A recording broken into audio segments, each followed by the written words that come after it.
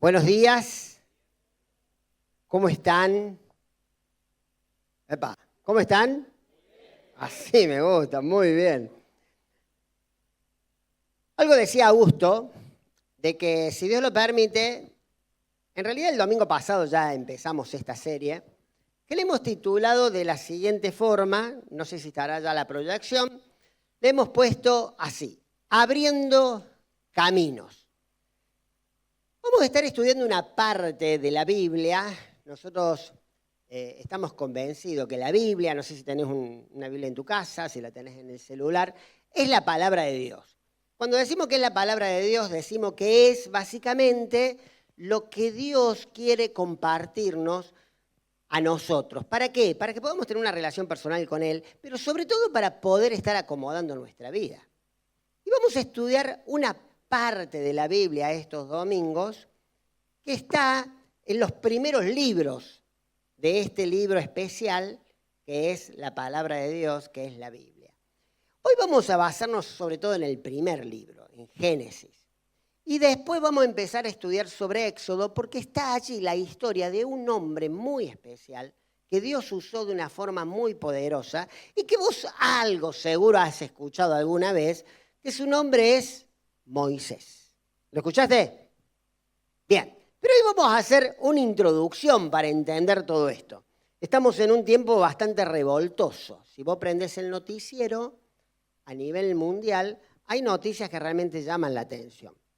Y sobre todo, cuando empezás a sondear las personas y cuando empezás a escuchar los noticieros, empezás a ver que tanto los periodistas como las personas empiezan a tomar posiciones. Eso es muy marcado ya. Si bien decimos que el periodismo trata de ser objetivo, vos notás que hay posiciones bien marcadas. Y hoy, a nivel internacional, hay muchos conflictos, pero sobre todo hay una situación en Medio Oriente que genera una preocupación a muchas personas. Y sobre todo genera posiciones. Nosotros escuchamos países como Irán, escuchamos países como Líbano, escuchamos países como Egipto, escuchamos países como Israel, y automáticamente nuestra mente empieza a tomar posición. Entonces, hay personas que, por ejemplo, son más bien a favor del pueblo de Israel, y hay personas que lo atacan firmemente al pueblo de Israel. A ver, yo no sé lo que vos pensás sobre toda esta situación política, pero más allá de eso, sí sabemos lo que Dios piensa.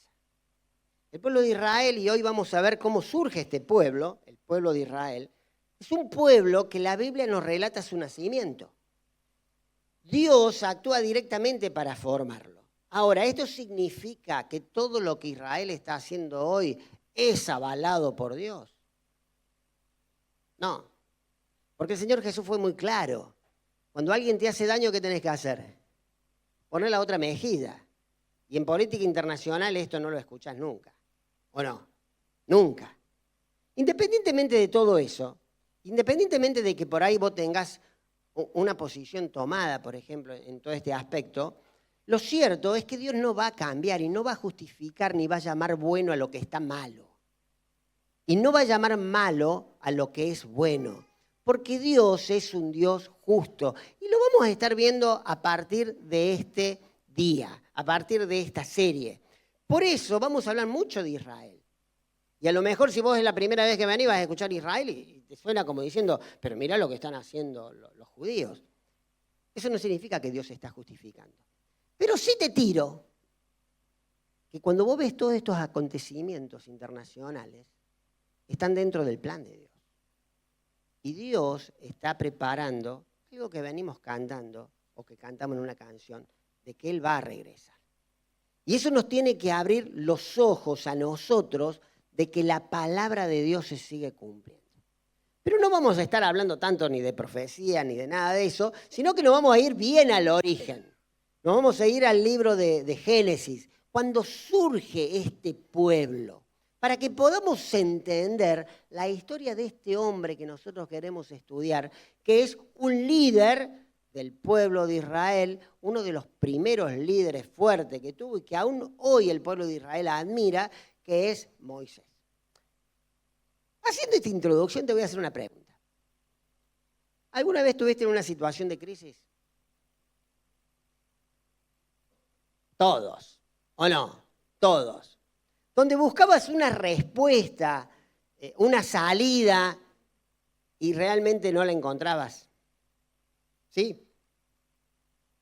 ¿Alguna vez te preguntaste, che, ¿estoy en el lugar correcto?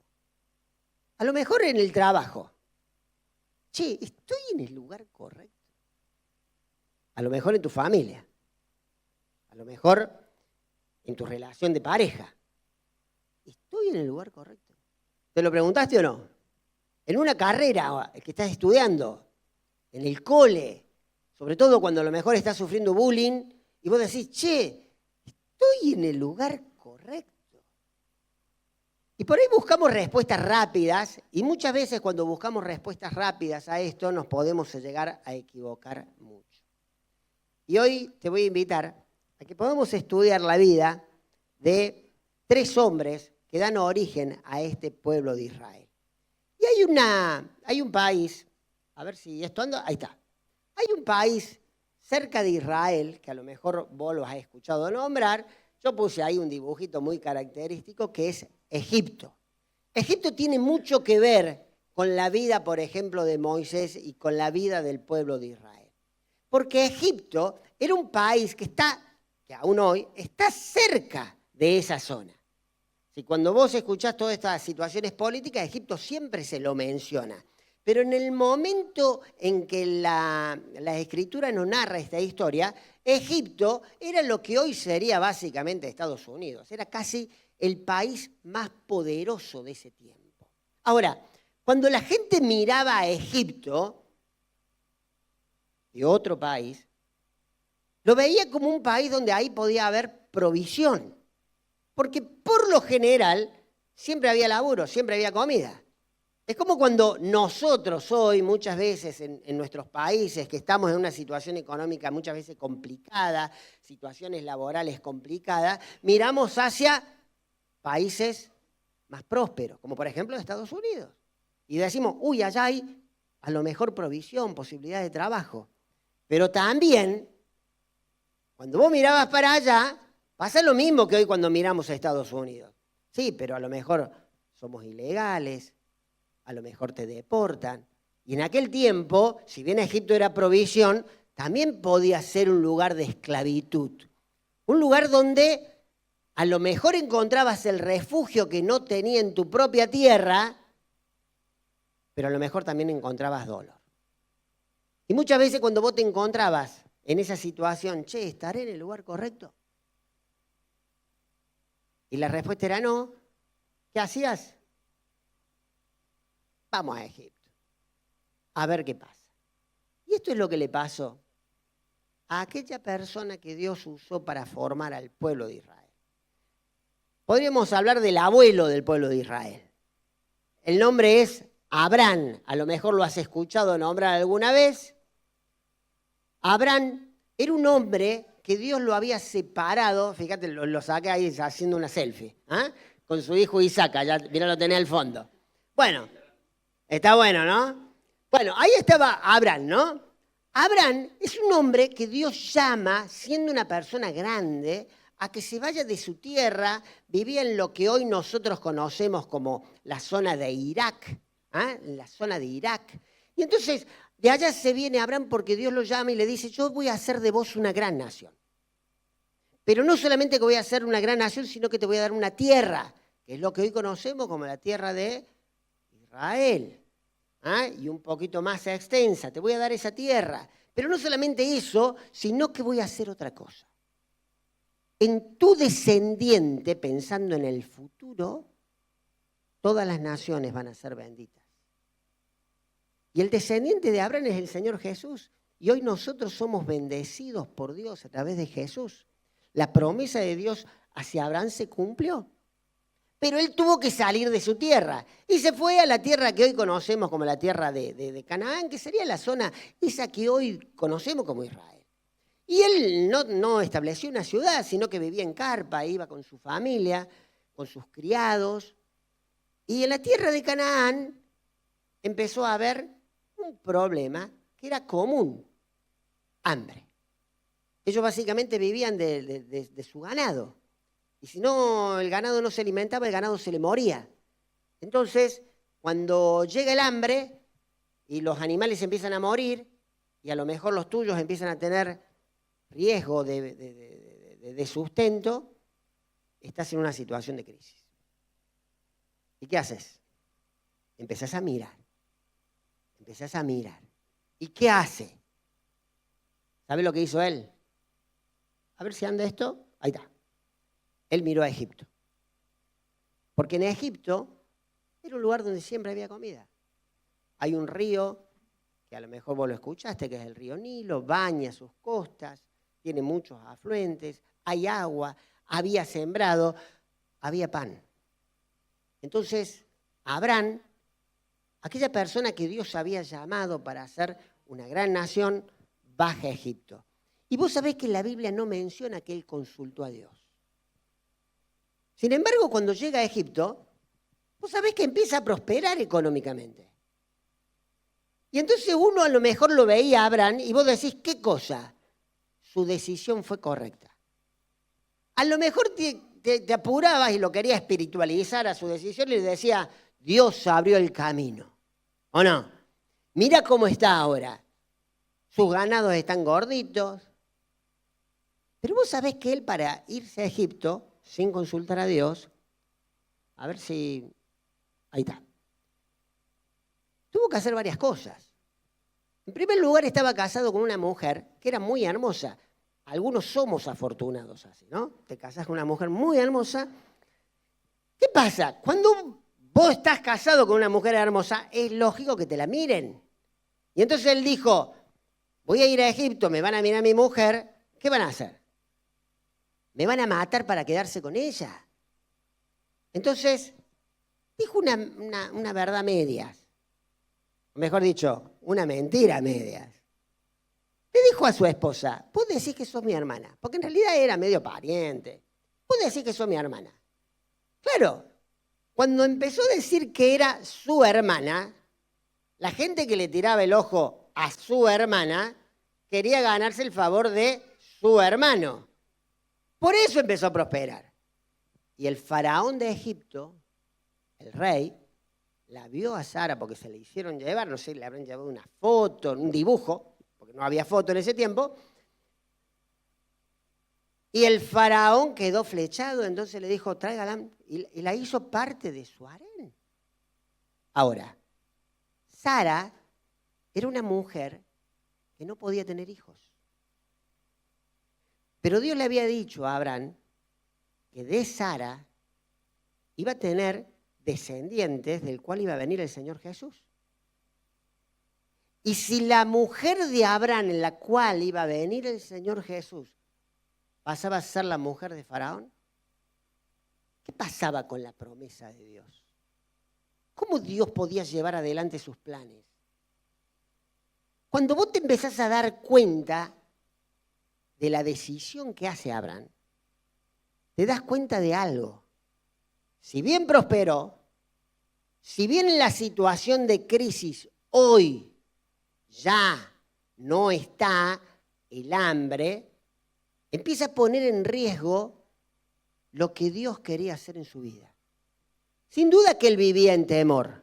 ¿De qué? ¿Sabés qué lindo vos estás en tu casa viendo con las ovejitas gorditas, la cantidad de ganado que tenés, tus criados que te traen el cafecito, y llegás a tu cama y tu mujer no está ahí? Está en el palacio del faraón. Qué lindo vivir así, ¿no? Fíjate que Abraham en un momento se empieza a dar cuenta, porque empieza a vivir en un temor permanente. Ese camino que parecía que se había abierto, en realidad había sido una idea de él. No es que Dios le abrió el camino, no es que podemos decir Abraham estaba en el centro de la voluntad de Dios al irse a Egipto. ¿No te pasa? Que muchas de las decisiones que nosotros tomamos para poder encarar ciertas crisis, A lo mejor hoy la vemos y decimos, sí, no tengo el hambre, tengo trabajo, pero hay temor. A lo mejor tuviste que recurrir a mentiras, a cosas oscuras para alcanzarlo. Y a lo mejor vos mismo sentís que no tenés la compañía de Dios en eso que vos estás llevando. ¿No te pasa? Te la hago corta. Cuando se enteró Faraón, que era la esposa de Abraham, ¿sabe cómo se enteró? Porque Dios lo frenó. Dice que Dios mandó como una peste. No sabemos qué mandó, pero sí sabemos que Faraón dijo, esto se debe a que Dios interviene porque yo no puedo tocar a esta mujer de ninguna manera. Es la esposa de él. Y era el rey. ¿Y sabés lo que hizo? Le devolvió a la mujer y le dijo, mira, te la mandás a tomar de acá. Andate de Egipto. Lo deportaron. Lo pusieron en el primer avión que hubo y lo mandaron de vuelta a la tierra de Canaán. ¿Vino con cosas? Sí, vino con cosas, vino con ganado, vino con un montón de cosas. Pero ¿sabés qué dice la Biblia? Dice que Abraham empezó a descender y volver por sus jornadas, tratando de revisar lo que hizo, y lo primero que hace es llegar a un lugar donde él había adorado a Dios para empezar a reconstruir su relación con Dios. Su hijo, el que está allá en la foto, crece. ¿Ah? Él se llama Isaac. Acá lo tenemos un poquito más grande ya. ¿Ah? Isaac vio el ejemplo de su padre. Isaac vio. Dios hizo un milagro en la vida de Sara, siendo una mujer de edad, siendo que no podía tener hijos. Ella queda embarazada, nace Isaac, Isaac empieza a crecer y ahora Isaac pasa una situación de crisis en la tierra de Canaán, en la tierra que hoy conocemos como la tierra de Israel. Y fíjate lo que sucede, la misma crisis, hambre. ¿Y si vos lo viste a tu viejo? O mejor dicho, no lo viste, porque vos todavía en ese tiempo no habías nacido, pero tu viejo te lo contó. Te contó su experiencia. ¿Ah? ¿Qué harías? Hambre. ¿Escuchas que en Egipto hay abundancia de pan? ¿Qué haces? ¿Te vas o no te vas? ¿Esperá que todos se te mueran de hambre? ¿O te vas a Egipto? ¿Sabes lo que hace él? Consulta a Dios. Y entonces se va a un lugar donde el padre ya también había hecho ese altar para consultar a Dios, que se llama Berseba, buscando la dirección de Dios. Qué bueno es aprender del dolor del otro, ¿o no? Y no que nos duela a nosotros mismos. Él aprendió del dolor de su padre. El padre bajó sin consultar. Ahora él consulta a Dios. Ahora, la lógica, ¿qué te decía? Me tengo que ir a Egipto porque todos están muriendo de hambre. ¿Y sabes lo que le dice Dios? Te quedás acá. Te quedás en Canaán. Y esto es difícil. Cuando vos,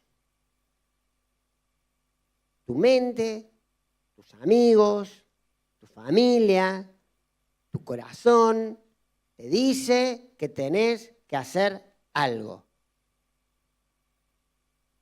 Pero escuchás claramente de Dios que no. A ver, muchas veces lo leemos en la Biblia. Y te puede pasar. Me gusta una chica. Y Dios te dice, fíjate si ama a Dios. Es claro. Y vos decís, no, pero yo lo amo, no ama a Dios. Pero yo sí lo amo a Él. Y Dios fue claro. Y te lo está diciendo. A ver, en nuestros negocios, en nuestros trabajos, la Biblia nos dice que tenemos que actuar con honestidad. Y tratando de ir al comerciante, dice, no usen pesas falsas como para engañar a la gente. Y vos decís, pero fíjate la situación económica.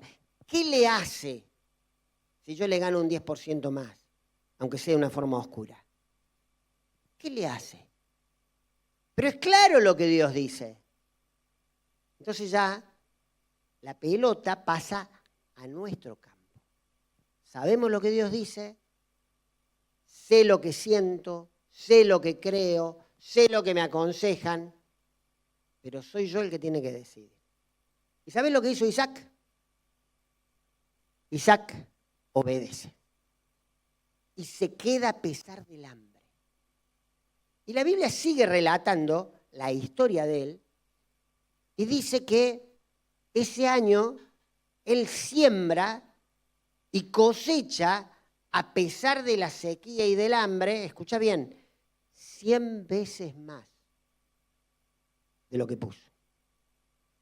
Hubo provisión de Dios básicamente porque Isaac dio un paso de fe.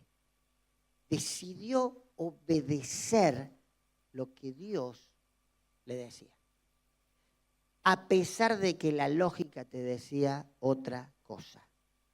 Así que Isaac se queda y no va a Egipto. Y Dios lo hace a él una persona muy poderosa a pesar de la sequía y del hambre que había en su propia tierra. Él tiene 2 hijos. A ver, dale un clic. Ahí está. Él tiene 2 hijos.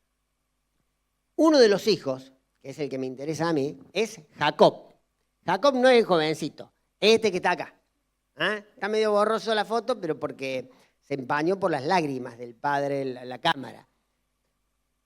Y Jacob no es ajeno a las situaciones que vivieron su padre y la que vivió su abuelo. Él tenía su tienda en la tierra de Canaán y ahí parece que era muy típico, había hambre, dice la Biblia, como en los tiempos de Abraham, hambre que realmente sacudió toda la tierra. Ellos estaban realmente complicados para sobrevivir, pero escuchaban algo, que en Egipto hay abundancia de comida. Ahora, Jacob, a diferencia de... Dale, ahí está. A diferencia de lo que era su papá o su abuelo, se entera de un tema extra. Su hijo vive, puse yo. ¿Qué había pasado? Jacob tenía 12 hijos. Eran hijos de distintas mujeres. Uno de sus hijos, que para él era su favorito, que se llamaba José, era realmente maltratado por sus hermanos, odiado por sus hermanos. En uno de esos encuentros de hermanos, estos hermanos lo que hacen es venderlo como esclavo a Egipto. Ahora, ¿cómo le decís a tu viejo que su hijo favorito, tu hermano, vos que sos hijo no favorito, lo vendiste a Egipto? Entonces, ¿qué hicieron? Tomaron una túnica de José, que se la había regalado Jacob, la manchan con sangre de un cordero y se la llevan al padre. Y le dicen, mirá, vos es que no lo encontramos a José por ningún lado, pero encontramos esto. Una túnica manchada con sangre. ¿Es la de José? Ellos sabían que era la de José. Imagínate vos como un padre grande, ves esa túnica, crees que la sangre de tu hijo. ¿Qué pensás? Y algo le pasó. Y él saca la conclusión. Lo debe haber matado un animal, algo. Y durante muchos años José llora la muerte de su hijo. Que no estaba muerto, pero en su corazón sí, y en su mente también. O sea, es algo que ningún padre puede olvidar. Permanentemente lo recordaba. Pero resulta que cuando pasan los años y llega el hambre y sus hermanos van a buscar comida a Egipto porque Jacob no quería ir a Egipto, no quería ir a Egipto, él no sabía nada de su hijo. Sus hermanos van a Egipto, ¿qué sucede? Sus hermanos se dan cuenta que el que gobernaba Egipto después de Faraón era su hermano José, al mismo que habían vendido como esclavo. Dios había hecho un milagro. Había hecho que este José, por distintas circunstancias, apareciera como gobernador de todo Egipto y manejaba la parte económica del país más poderoso del mundo. Él tenía poder de dar de comer a quien quisiera, José, su hermano. Y José se da a conocer a sus hermanos. Imagínate cuando a vos te dicen, che, yo soy José, a los muchachos que te habían vendido como esclavo. Y lejos de venganza, José entiende que hay un propósito de Dios en todo esto y entiende de que Dios lo puso en ese lugar para cuidar a su familia. Entonces le dice a sus hermanos, lleven comida a mi padre, pero tráiganlo a Egipto, porque yo le voy a dar de comer. Imagínate ahora Jacob que se entera de 10 de sus hijos. Mirá, papá, ¿te acordás que te mostramos la túnica de José? ¿Manchada con sangre? Sí. No era de José. No, sí era la túnica. No, la sangre. ¿Cómo que no? Viste que nosotros un poco celosos porque viste que vos hacías diferencia entre los hijos. Eso no se tiene que hacer, papá. O sea, no tenés que hacer diferencia entre los hijos. De hecho, no lo tenemos que hacer. Bueno, nosotros nos sentimos muy mal, estábamos muy celosos. Entonces lo vendimos como esclavo de Egipto. Imagínate el padre escuchando eso. Y claro, seguro que en su corazón empieza a despertarse algo. ¿Qué me quieren decir? Y entonces ellos le dicen, mira, José está vivo. Y es el gobernador de Egipto. Es el Señor que da de comer al mundo hoy y quiere que vayamos. Y vos sos papa. Y tu corazón te dice, ¿qué? Ya me voy, por más que tenga los años que tenía él, que eran muchos. Pero tu mente empieza a recordar la historia. Cuando su papá quiso ir, Dios ¿qué le dijo? No. Y cuando su abuelo fue, sin consultar a Dios, ¿cómo le fue? Mal, muy mal. Entonces, ¿qué harías? Está difícil la decisión. ¿Y sabes lo que hace él? Sigue el consejo del padre. Se va a Beerseba, ese lugar donde Dios le había hablado a Isaac. Y le pregunta a Dios, y Dios le dice, sí, anda. Vos sabés que Jacob sabía algo también, que Dios ya se lo había dicho a su abuelo, a Abraham. Dios le había dicho, de vos voy a hacer una nación grande, todas las naciones van a ser benditas en un descendiente tuyo. Pero también te quiero decir una cosa, en algún momento tu familia va a ser esclava en Egipto. De una forma muy dura por 400 años. Pero yo haré una gran nación de tu familia. Y yo me voy a mostrar quién soy en Egipto. Ahora vos sos Jacob. Y pensás, lo voy a ver a José, lo voy a abrazar, Dios me dice que va a cerrar mis ojos. O sea que yo no voy a ver la muerte de mi hijo va a ver mi muerte. Y eso es una bendición para el padre, ¿o no? Pero cuando empezás a pensar, está bien, muy lindo para mí. ¿Y mi familia? ¿Y mis descendientes? 400 años de esclavos sufriendo cruelmente. Tengo que tomar esta decisión. Vos sabés, si no conoces, Dios en un momento le cambia el nombre a Jacob. Y lo deja de llamar Jacob y lo llama con un nombre, que vos lo conocés muy bien, que es Israel. Y de ahí se empieza a formar la nación de Israel. Lo que hoy conocemos como Israel surge de este hombre, de Jacob. Y cuando la Biblia relata, y esto es muy curioso, después prestale atención ahí en Génesis 46, dice que Jacob va a consultar a Berseba. Y Dios le responde a Israel. Ya no dice a Jacob, a Israel. Porque más allá, escucha bien, más allá de lo que vos estás sintiendo en tu corazón, el deseo de ver a tu hijo y el miedo a lo mejor de que tu generación sufra, yo, Dios, soy el que tiene el control de todas las cosas. El corazón decía que sí y la mente decía que no. ¿Y qué hacemos? Y bueno, Jacob obedece, ¿no? A ver si... Para que se me fue todo. Ahí está.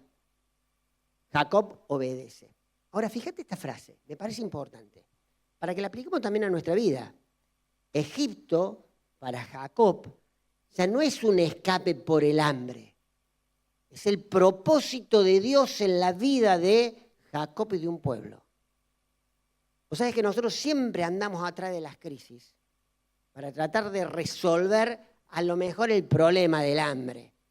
Y no nos damos cuenta que lo más importante no es ni dónde estamos, ni siquiera la crisis que estamos viviendo, sino tratar de descubrir cuál es el propósito de Dios para mi vida.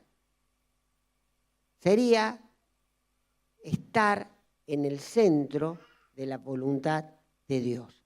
Por eso no se trata tanto de un lugar físico, y ni siquiera se trata tanto de una crisis.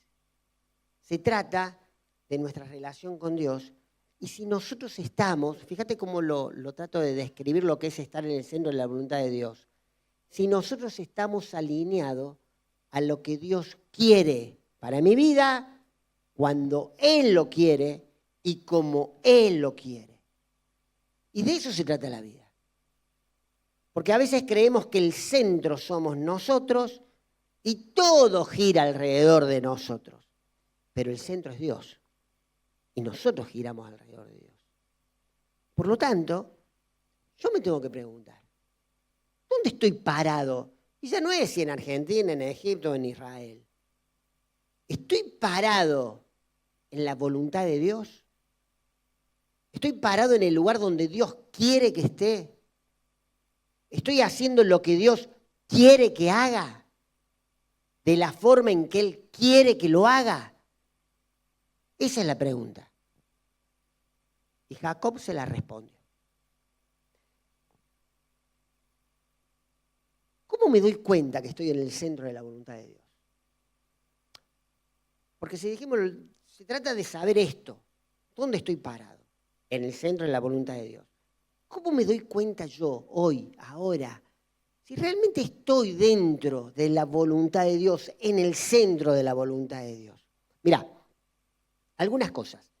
En primer lugar, cuando estamos en el centro de la voluntad de Dios, tenemos la dirección de Dios. Si tenés tu Biblia, busca un pasaje que me parece muy lindo, ahí en Salmos 119, 105. Este pasaje, si tenés tu Biblia ahí, la podés compartir con el que tengas al lado. Este pasaje, en realidad todo el capítulo, nos habla acerca de lo que es la palabra de Dios. La voluntad de Dios, en realidad lo que Él tiene en su mente y en su corazón, no los reveló, no los dejó plasmado en la Biblia, en la Escritura. Entonces, este pasaje que nos habla acerca de la Biblia, fíjate lo que dice este versículo, 119, 105. Lámpara es a mis pies tu palabra y lumbrera mi camino. ¿Qué significa? Que cuando a veces nos encontramos en esos momentos de oscuridad, que no vemos, que a lo mejor no encontramos el camino, necesitamos una linterna que nos alumbre. No sé si fuiste de noche alguna vez y te quebraron las luces del auto y no ves nada, viste, en esos barrios que no ves nada. No podés manejar. Necesitas luz que te guíe, que te muestre. A ver, la Biblia La palabra de Dios es eso, es la luz, es la linterna, son las ópticas del auto encendidas que te muestra cuál es el camino que vos tenés que andar. A ver, si te muestra ese camino y a vos no te gusta, no es problema de la Biblia, es problema tuyo, es problema de obediencia. Le pasó a Abraham, así le fue. Si te muestra ese camino y vos lo obedeces, entonces te va a pasar lo que básicamente vivió Isaac y lo que vivió Jacob, la posibilidad de ir a Egipto y reencontrarse con su hijo y poderse sacar la selfie que vimos ahí. Fíjate, la palabra de Dios es la luz que nos indica cómo tenemos que vivir. Ahora, la palabra de Dios solamente va a llegar a mi corazón si yo la leo, si leo la Biblia, si me tomo el tiempo de decirle a Dios, Dios, quiero escucharte. Y entonces leo la Biblia, la leo, pero la leo para tratar de saber los cambios que yo tengo que hacer, como dice el libro de Santiago, como viéndome en un espejo para corregir las cosas que tengo que corregir y para fortalecer las cosas que tengo que fortalecer. Por lo tanto, si tengo dirección, si estoy estudiando la Biblia, si estoy obedeciendo a la Biblia, es una pauta de que a lo mejor estoy en el centro de la voluntad de Dios. Pero también creo que hay otra cosa que se da en esto, y es tal vez lo que sintió Isaac y lo que pudo llegar a sentir Jacob y lo que no pudo sentir Abraham. Y es la paz profunda que viene en el corazón de aquel que está obedeciendo a Dios. Fíjate lo que dice el libro de Filipenses capítulo 4, versículo 7. Nos habla acerca de una paz que no es nuestra, es recibida. Una paz que por ahí es difícil explicarla, porque en medio de situaciones difíciles, aquel que está en el centro de la voluntad de Dios experimenta una tranquilidad que no la experimenta otro. Por eso dice que esa paz es espiritual y sobrepasa cualquier entendimiento humano. Por eso dice ahí en Filipenses, la paz de Dios que sobrepasa todo entendimiento, guardará vuestros corazones y vuestros pensamientos en Cristo Jesús. Isaías dice que Dios va a guardar en completa paz a aquel cuyo corazón persevera ¿en qué? En la dirección dada por Dios. Por lo tanto, hay dirección, hay paz, pero también hay algo que es importante. Cuando Dios le dice a Jacob que se vaya a Egipto, ¿sabe lo que le dice?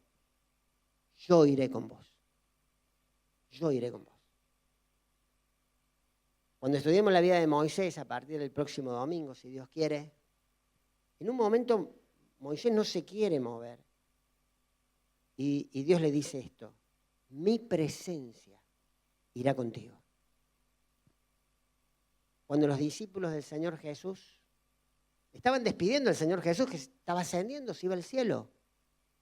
Y entonces el Señor Jesús dijo, id y prediquen el Evangelio y hagan discípulos. ¿Y después qué le dice? Yo estaré con ustedes todos los días hasta el fin del mundo. Y esa misma promesa del Señor Jesús nos la hace a nosotros.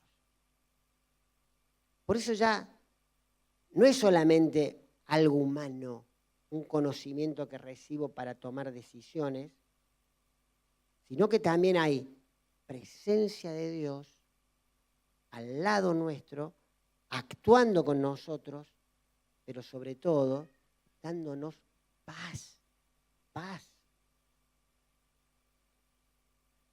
Volvamos al principio.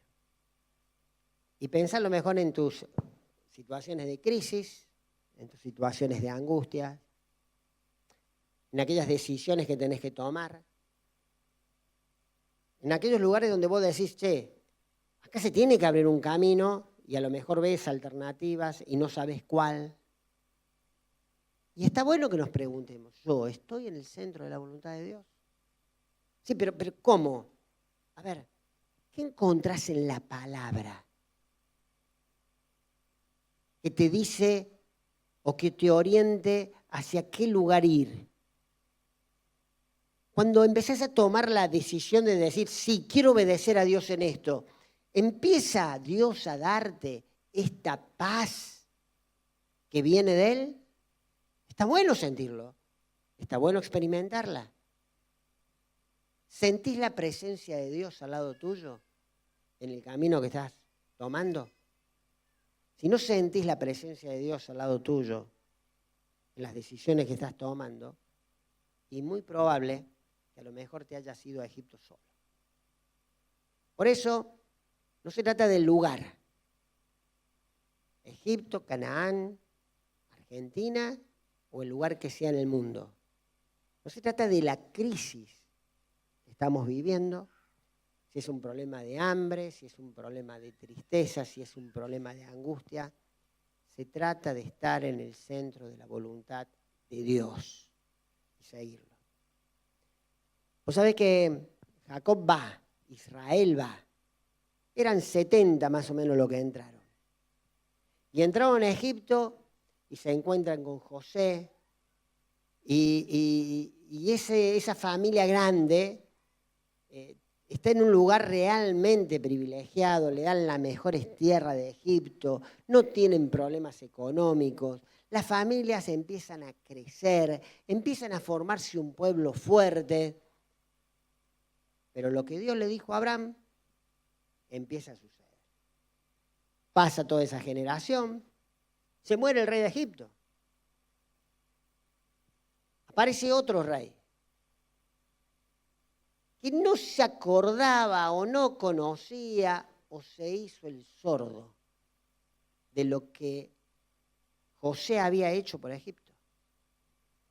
Y empieza a ver al pueblo de Israel como un pueblo que crece, como un pueblo que puede ser peligroso, que se te puede volver en contra, pero también lo empieza a ver como mano de obra barata.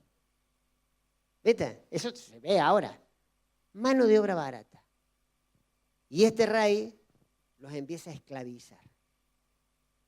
Y aquello que a lo mejor era liberación para Israel, el lugar de refugio para esa familia, ahora pasa a ser un lugar de dolor, pasa a ser un lugar de esclavitud, y se empieza a cumplir los 400 años que Dios había dicho. Entonces, nosotros somos tentados rápido a decir, entonces Jacob se equivocó. No, no se equivocó. Porque Dios va a hacer cosas sorprendentes. Va a formar a una nación de lo que era una familia, en donde, ahí en Egipto, bajo el sufrimiento, pero sobre todo se va a revelar de una forma como nunca antes se había revelado a la humanidad. Y eso que a lo mejor para nosotros, en nuestra mente humana, fueron generaciones, 4 generaciones que sufrieron la esclavitud, puede ser de bendición para muchos de nosotros hoy que escuchamos esta historia acerca del Dios poderoso que liberó a Israel de Egipto, usando un hombre que se llamaba Moisés.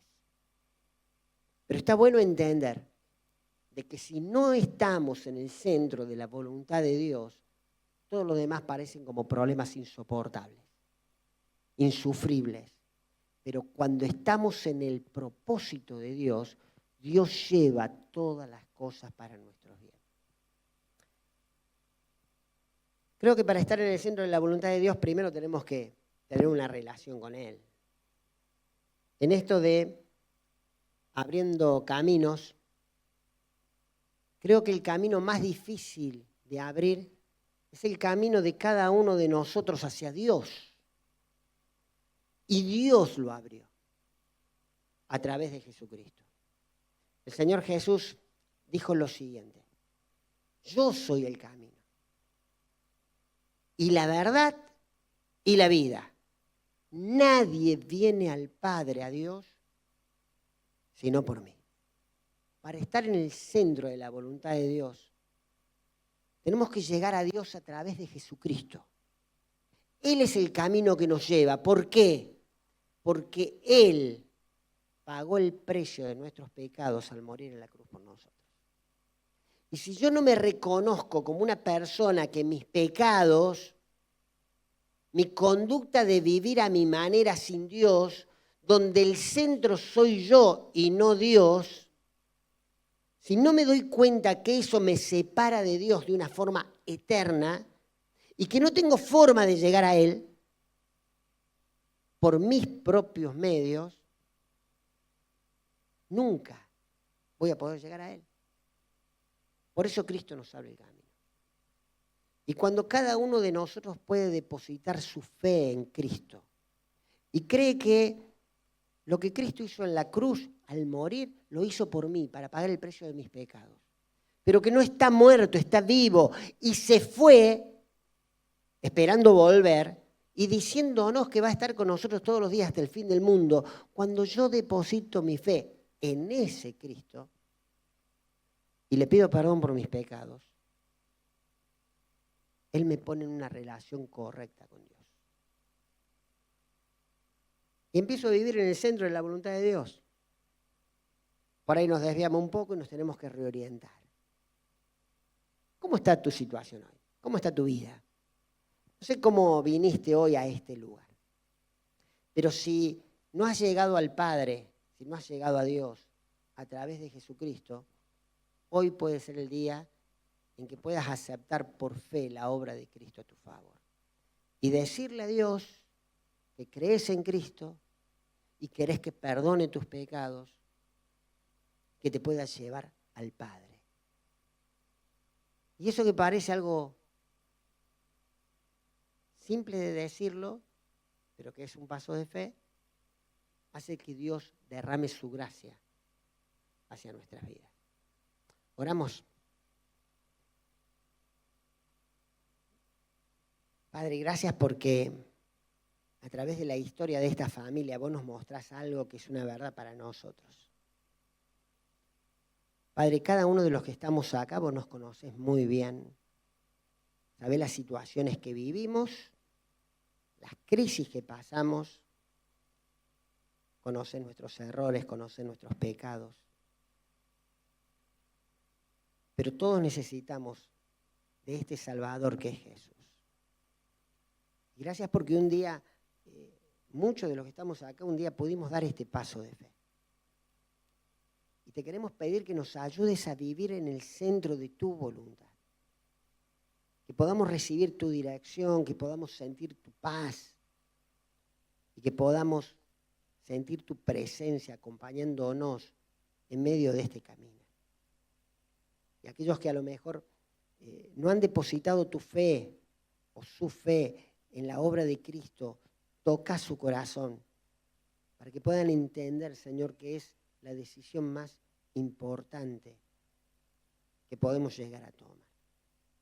Hoy queremos agradecerte por la persona del Señor Jesús, por lo que Él hizo por nosotros, por su muerte en la cruz, a favor de nosotros, pero sobre todo porque está vivo y tiene el poder para dirigir nuestras vidas.